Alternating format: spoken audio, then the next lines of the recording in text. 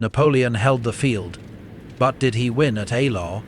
When an enemy retreats but remains able to fight, what does victory actually mean? At Eylau, Napoleon kept possession of the battlefield after one of the most destructive actions of his career. The Russians withdrew, but their army escaped intact enough to continue the campaign. This is the story of how the French centre collapsed, why Murat sent thousands of cavalrymen into the gap, and how late arriving troops denied Napoleon the decisive result he expected. Before we go further, how would you judge it? If an army gives up the field but remains capable of fighting, is that a victory? Leave your answer in the comments. Eylau began before either side had managed to bring its full army into position. By February 1807, Napoleon's troops had been marching and fighting through an East Prussian winter. Bad roads slowed the supply columns, and the French corps often operated many miles apart. The Russians faced similar difficulties. Both commanders were trying to concentrate their forces while working with reports that were late, incomplete, or already out of date. A corps that seemed close on a map could still be hours from the place where it was needed. The missing formations would soon matter. First, an advance in the French centre was about to go wrong in the snow and place Napoleon's position at immediate risk. Several major formations were still on the roads when the fighting around Eylau began to intensify. Marshal Louis-Nicolas Davout was approaching with the Third Corps, but he had not yet brought all of it onto Napoleon's right. Marshal Michel Ney remained farther away and would miss the hours in which the battle nearly turned. At the same time, Anton Wilhelm von Estock was leading a Prussian force toward Bennigsen's army. Neither commander knew exactly when those troops would arrive, until they did. Every setback had to be contained by the units already on the field. Before any reinforcement could settle the balance, a French corps was about to lose its direction in the snow. Marshal Pierre Augereau received orders to take the 7th Corps forward from the French centre and attack the Russian position. The weather deteriorated during the advance. Wind drove snow across the open ground, cutting visibility and making it harder for officers to hold a straight course. Units that had begun the movement together gradually lost sight of one another. In some battalions, the men could no longer see enough of the field to judge where the rest of the corps had gone. The loss of direction did not affect every unit in the same way, which made the movement even harder to correct. Part of the 7th Corps drifted away from the intended axis. When the error became apparent, the troops were already exposed in front of the Russian center. Russian guns opened at close, effective range. Round shot tore through formations that had little space to deploy and no clear route away from the fire. Officers tried to correct the movement, but the snow still concealed nearby units and familiar landmarks. Some battalions continued forward because halting under the guns offered no safety. Others tried to withdraw as Russian infantry came on. The result was not one orderly retreat, but several local attempts to survive the same exposed position. The organization of the corps began to fail. Regiments lost contact, casualties mounted, and orders became harder to pass. Men who survived the artillery fire then met Russian infantry at close range. The 7th Corps did not vanish in a single instant. It broke apart as an organized force. Survivors returned toward Eylau in scattered groups, leaving wounded men across the ground they had attempted to cross. The damage was larger than the casualty lists. Augereau's corps had held part of Napoleon's centre, and no complete infantry formation stood ready to replace it. When the snowfall eased, the Russians could see the opening. The winter campaign did not end at Eylau. In a later episode, we will return to what Napoleon changed before facing the Russians again at Friedland. Here, the same weather was already undoing his plan. As visibility improved, Russian troops saw the remains of Augereau's attack falling back toward Eylau. The French survivors no longer moved as a formed corps. They were retreating through ground that had belonged to Napoleon's centre, and Russian infantry followed them into the gap. The advance carried the Russians close to the town. One battalion reached the area around Eylau's church and cemetery, near Napoleon and members of his staff. The location made the threat urgent. A supported Russian foothold there could disrupt movement through Eylau and widen the separation inside the French army. It also placed Russian infantry near the routes used to move orders and reserves through the town. French officers near the center were trying to sort wounded men from soldiers searching for their regiments. Units returning from the failed attack were mixed together, and no staff officer could simply reform the 7th Corps in a few minutes. Augereau's men could no longer provide a coherent defense, so Napoleon had to use troops that were still under firm control. He sent infantry of the Imperial Guard against the Russians.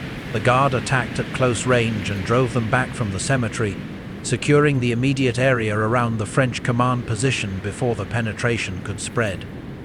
The counterattack solved only the immediate problem. Napoleon still lacked enough available infantry to rebuild the center.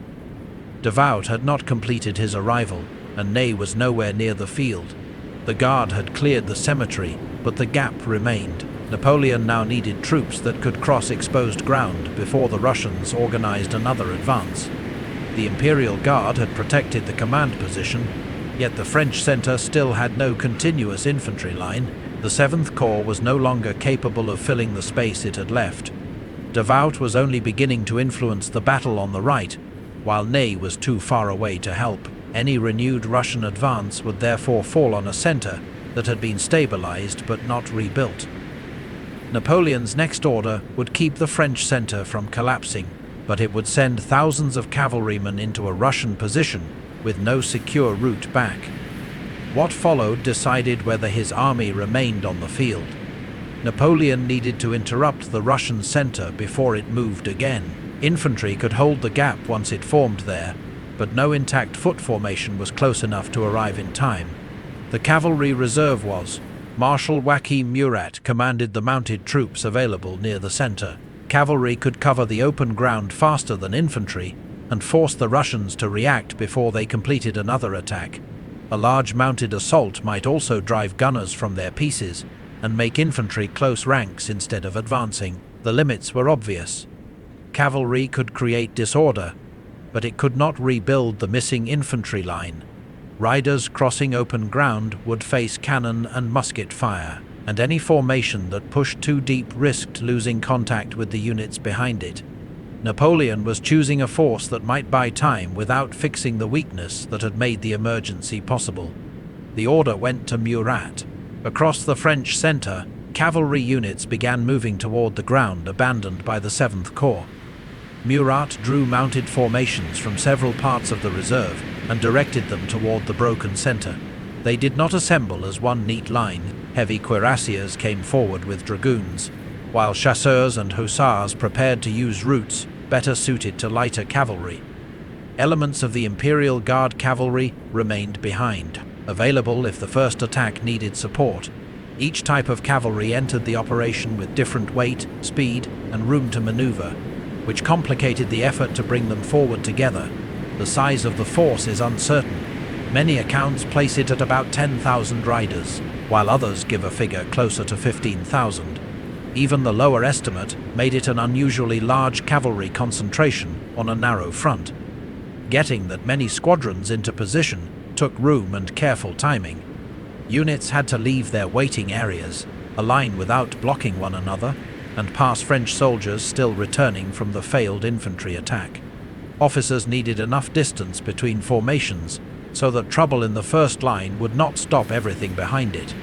The Russians began responding before the charge reached them. Infantry turned toward the gathering cavalry, and artillery crews shifted their attention away from the retreating French foot soldiers. The space left by Augereau was now filling with mounted troops moving toward the Russian center. Once they entered artillery range, the scale of the attack would not shield the leading squadrons. Russian guns fired as the French cavalry came within effective range. Shots struck the leading formations before they reached the infantry. Horses went down inside the columns, forcing the riders behind them to swerve or slow. Some squadrons kept enough order to continue at speed. Others compressed as they passed casualties and uneven ground. Murat had depth behind the front line, but the whole force could not reach the Russians at once. The attack arrived in successive bodies, and each one met a battlefield already disturbed by the units ahead. The first cavalry units met troops that had been moving toward Eylau. The Russian advance halted as those men turned to face the new threat. Infantry closed its ranks, and nearby guns fired directly into the approaching squadrons. Part of the French attack entered the forward Russian position. Riders passed through intervals between infantry units, and some reached artillery crews before the guns could be removed. Elsewhere, Russian troops had enough time to prepare and stop the cavalry with musket fire. The movement continued beyond the first contact. French units rode deeper into the Russian center, where direction and control became harder to maintain. Formations that had entered side by side separated after crossing the forward line. Officers could no longer manage the attack as a single body, and the horses were losing speed after the approach under fire. Once the squadrons passed through the first Russian positions, familiar reference points disappeared, and the route back became difficult to identify.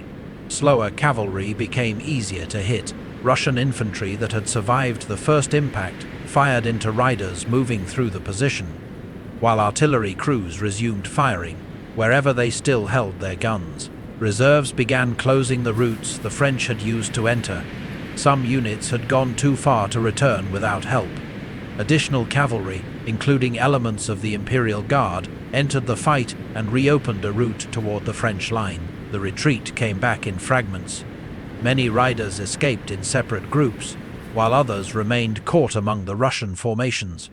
French losses were heavy, though the surviving records do not provide one reliable total for the men and horses left on the field. The result of the charge is easier to define than its exact cost. Murat did not destroy the Russian center, and his cavalry could not hold the ground it crossed. The attack nevertheless stopped the movement toward Eylau and forced Bennigsen to reorganize his center. That pause gave French infantry near the town time to form another defensive line. It also allowed Davout's Third Corps to enter the battle more fully on the right. Murat had not won the battle. He had kept Napoleon from losing it during the crisis in the center. As Murat's surviving cavalry returned from the Russian center, the pressure shifted to another part of the field. Marshal Louis-Nicolas Davout's Third Corps was coming in from the south, east of Eylau. Its direction placed French troops against the Russian left wing, away from Bennigsen's main center. The attack developed on ground separate from the crisis around the cemetery, but its consequences would soon affect the whole Russian line. Davout aimed to drive that wing back and threaten the roads behind it. If his men advanced far enough, the Russian left could lose contact with the center and expose part of the army's rear. French units had reached the area in stages through the morning. As more of the Third Corps arrived, Davout could sustain the attack rather than rely on isolated formations. His infantry pressed Russian positions near the villages and open ground south of the main battlefield. Each new formation extended the pressure and made it harder for the Russian left to recover its original alignment. The Russians resisted, but parts of the line began to yield. When one unit withdrew, the formations beside it had to alter their positions.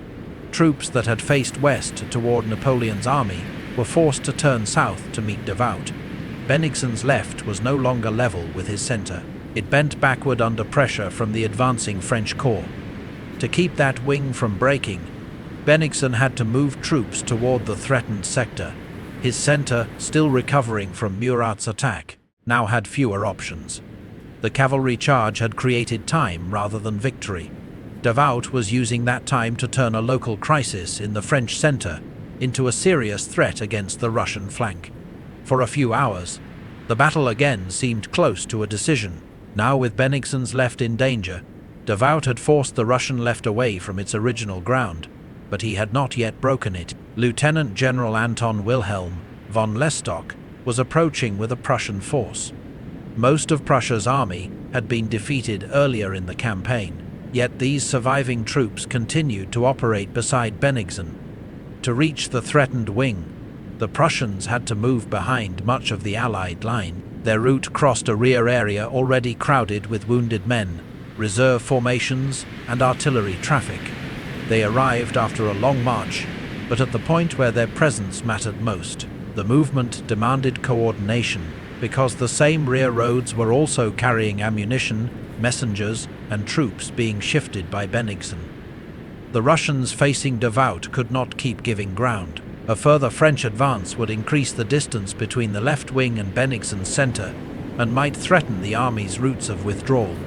Lestocq's troops entered while the Russian line was still moving back. Their arrival gave the defenders enough fresh strength to reorganize and counter-attack Davout's leading units. The French advance slowed. Davout's men had already marched and fought for hours, and extending the attack now carried greater risk. As the Prussians pressed forward, the French gave up part of the ground they had taken. The units at the front could still resist, but they no longer had enough momentum to resume the earlier advance. The Russian left remained intact. Daylight was fading, and Davout no longer had time to rebuild the attack on the same scale. Lestocq's arrival had stopped the French right from deciding the battle. When the main fighting was beginning to subside, Marshal Michel Ney's 6th Corps approached Eylau from the north. Ney had spent the day marching toward the battlefield. Most of his troops arrived after Murat's charge. Davout's advance and Lestocq's counterattack had already run their course. They could not recover the daylight that had been lost. Augereau's corps remained shattered, and Davout had been stopped before he could break the Russian left. Even so, Ney changed the calculation for the night. Bennigsen now had to account for a fresh French corps near his flank, while many Russian units were exhausted and ammunition was running low. If the armies fought again in the morning, Napoleon would begin with troops that had avoided the day's heaviest action. Ney arrived too late to decide the fighting, but not too late to influence Bennigsen's next decision. The firing faded, but the battle was not over for the men lying between the two armies. Wounded soldiers remained across the routes used by the infantry and cavalry. Some could make their way back.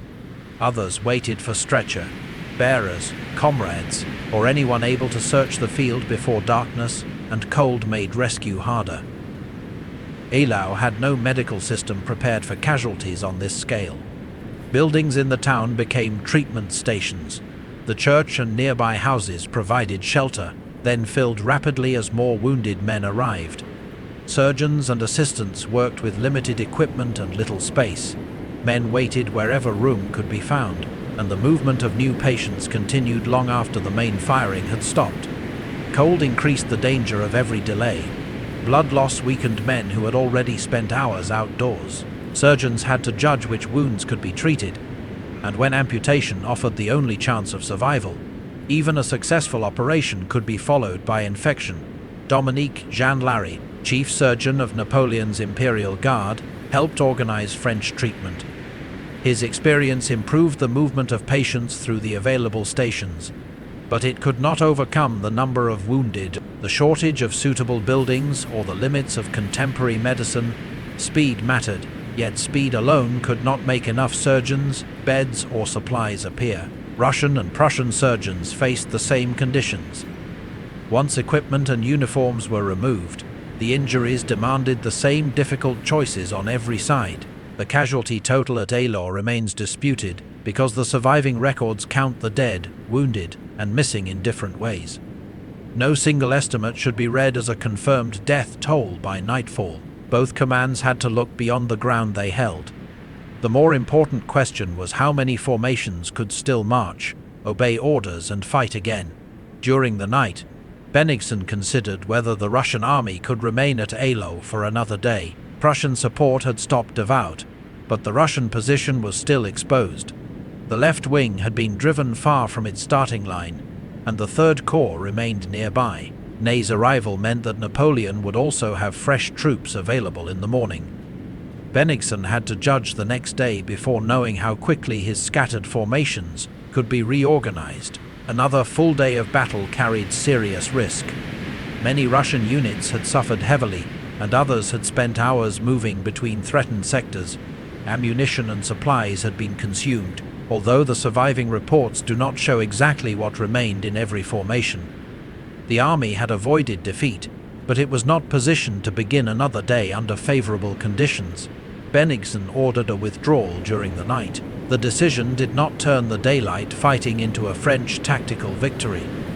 The Russians had survived Murat's attack and had stopped Davout with Prussian help. Bennigsen left because staying in place under the new conditions was more dangerous than giving up the field. Napoleon's army was in no condition for a decisive pursuit. The 7th Corps had lost much of its fighting strength, and Murat's cavalry had paid heavily for the time it gained. French troops could occupy the abandoned position, but they could not immediately destroy the retreating Russian army. By morning, Bennigsen was gone and Napoleon's troops remained at Eylau. That allowed the French emperor to claim the field. It did not give him the kind of result he usually called decisive. Napoleon could present Eylau as a victory because Bennigsen had withdrawn. Yet holding the ground did not produce the result Napoleon had sought. The Russians had missed their chance after the 7th Corps collapsed. Murat stopped their advance, and Davout later threatened the left wing. L'Estoc's counterattack then prevented the French from turning that pressure into a breakthrough. The campaign continued. Bennigsen withdrew with an army still capable of fighting, while Napoleon needed time to restore his own forces. 4 months later, the French won a clearer victory at Friedland, and the agreements at Tilsit changed the political relationship between France, Russia, and Prussia. Before any of that happened, Napoleon had to look directly at what Eylau had produced. On the 9th of February, after the Russian withdrawal, he returned to inspect the battlefield. Outside the town, dead soldiers still covered the ground. Wounded men had not all been removed. Disabled guns and the remains of horses marked the routes taken during the cavalry fighting. Those who described the visit remembered Napoleon as deeply affected by the scene. Several days later, still at Eylau, he wrote to Josephine about a countryside covered with dead and wounded, and admitted that the sight of so many victims weighed on the mind. Eylau did not end Napoleon's wars, and it would be wrong to claim that the battlefield transformed his policy. His own words do show that the scale of the losses reached him personally. After walking the field, the result could no longer be understood only through captured ground and an enemy withdrawal. Russian infantry had approached the cemetery when the French centre broke. Murat's cavalry later passed near it on the way into the Russian position. By morning, French troops held the cemetery. Napoleon's inspection showed him the human cost of holding it.